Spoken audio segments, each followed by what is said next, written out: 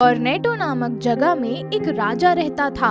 वो बहुत ही दयालु था। उसके राज्य में उसकी प्रजा बहुत खुश थी। राजा रानी की एक बेटी थी जिसका नाम ऐना था। ऐना बहुत ही सुंदर और सुशील लड़की थी। राजा रानी के साथ पूरी प्रजा ऐना को बहुत ज्यादा प्यार करती थी, लेकिन ऐना के साथ एक दिक्कत थी। वो कभी भी हंसती नहीं थी और हमेशा दुखी रहती थी। एक दिन, क्या हुआ रानी, तुम इतनी दुखी और उदास क्यों बैठी हुई हो?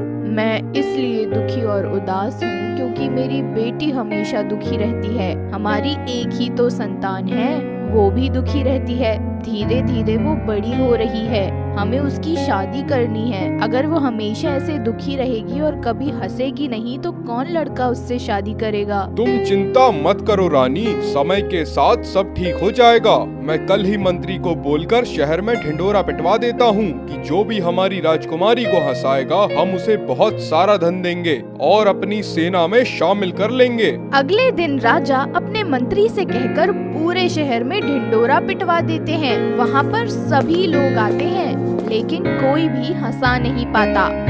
कुछ दिन बाद, आपने तो कहा था कि समय के साथ सब ठीक हो जाएगा।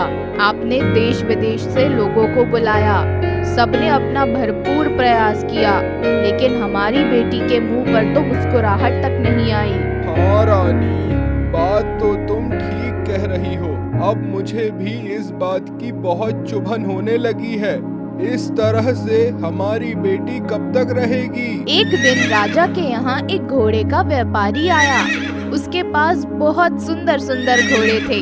उन्होंने उससे एक घोड़ा खरीद लिया और मन ही मन सोचा कि हमारी बिटिया रानी शायद इस घोड़े को देखकर बहुत प्रसन्न होगी। बेटी है ना, देखो मैंने तुम्हारे लिए कितना सुंदर घोड़ा खरीदा है। अब तुम इस घोड़े पर चढ़कर सवारी करो, तुम्हें बहुत खुशी मिलेगी। नहीं पिताजी, मुझे कोई घोड़ा नहीं चाहिए। मैं जैसी हूँ मुझे वैसे ही अकेले रहने दीजिए। राजा ऐना की ये बातें सुनकर और ज्यादा दुखी हो जाता है। कुछ दिन बाद राजकुमारी का जन्मदिन आता है। बेटी है ना, देखो मैंने तुम्हारे लिए कितनी सुंदर पोशाक मंगाई है। इसे पहनकर तुम बिल्कुल परी लगोगी।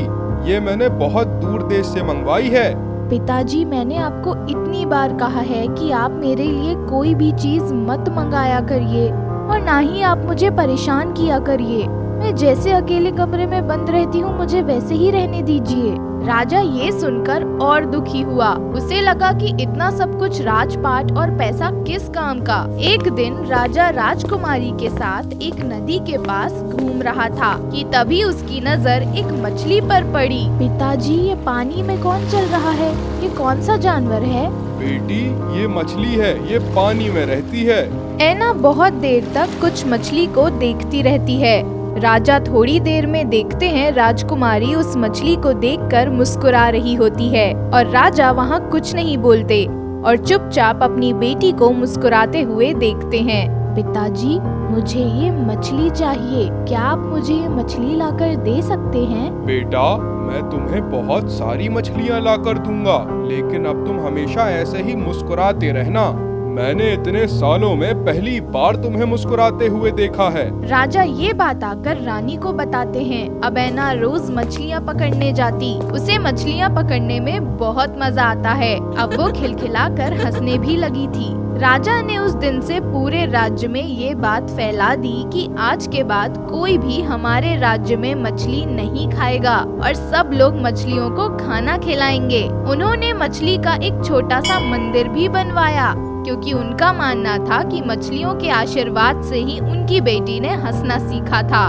सब कुछ ठीक चल रहा था कि अचानक एक दिन राजा कुछ काम से दूसरे राज्य में गए थे। जब वो लौट कर आए, महारानी जी, क्या हुआ? आप इतनी दुखी क्यों हैं? क्या परेशानी हो गई आपको? मुझसे कुछ मत पूछिए, आप खुद ही जाकर देख लीजिए राजकुमारी के कमरे में। राजा भागते हुए राजकुमारी के कमरे में गए। वहाँ जाकर उन्होंने देखा कि राजकुमारी फिर से उदास हो गई है। उसने हंसना बंद कर दिया। राजा ने बहुत कोशिश करी लेकिन कोई फायदा ना हुआ। एक दिन राजा के दरबार में एक गडरिया आया। उसने राजा से कहा, राजा साहब, मुझे आपसे राजकुमारी के बारे में अकेले में कुछ बात करनी है।